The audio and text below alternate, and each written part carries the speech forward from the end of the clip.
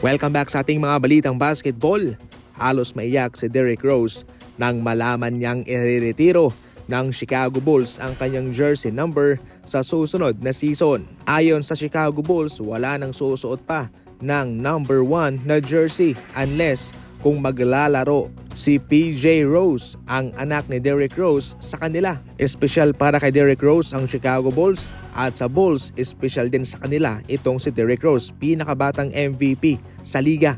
Labis nga lang na naapektuhan yung kanyang career sa kanyang naging injury, pero kahit paano bumawi naman siya. Sa isang panayam kay Derrick Rose nang tanungin siya kung gugustuhin ba niyang magkaroon ng statwa sa Chicago Bulls, ang sagot niya, batay raw sa kanyang mga nakikita na tila hindi naman daw hawig, pwede naman daw na wag nilang daw muna siyang gawan ng statwa, no? Yan ang pabirong sagot ni Derrick Rose. Update naman kay Nikola Vucevic sa Golden State Warriors trade. Payag ang Golden State Warriors na mag-trade pero off-limits ang kanilang first round pick para sa kanya. Batay sa mga sinabi ng mga NBA insider na po pwedeng magpadala ng mga small contract players ang Warriors para kay Vucevic, heto ang isang proposisyon. Ipapadala ng Warriors si Gary Payton, Kyle Anderson, Lindy Waters III at 2 second round pick para kay Nikola Vucevic. Yan lang ho ang tanging maibibigay ng Golden State Warriors para kay Vucevic, mga idol.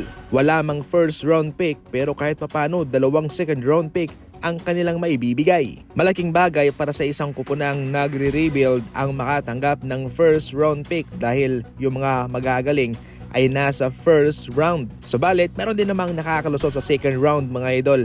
At syempre, si Nikola Jokic, panghuli. Pero akalain nyo, 2-time MVP naman. Wala yan sa pick, nasa pipili po yan. Para sa inyo, ano ang komento ninyo sa proposisyon na ito? I-comment lang yan. Star player ngayon ang galawan nitong si Derrick White para sa Boston Celtics. Akalain nyo, naungusan niya pa sina Giannis, Ivica Zubac, Karl Anthony Towns at si Nikola Jokic sa Bucks sa season na ito. Big time performances din ang kanyang ibinibigay para sa Boston Celtics, mga idol, kung wala si Jason Tatum o kung wala si Jaylen Brown. Kaya sa ngayon, kung mapapansin nyo, pangalawa sila sa mga malalakas na team sa kanilang conference. Number 1 ng Cavs, sila ang pangalawa. Isa sa mga naging susi itong si Derrick White sa mga tagumpay na tinamasa ng Boston Celtics, especially sa kanilang pagkampiyon.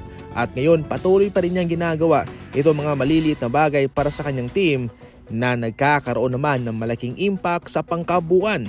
Sa isang kupunan, hindi mo lang kailangan ng 2 star player o 3 star player. Kailangan mo din ng mga magagaling na mga role player at key player para tulungan kayo na manalo.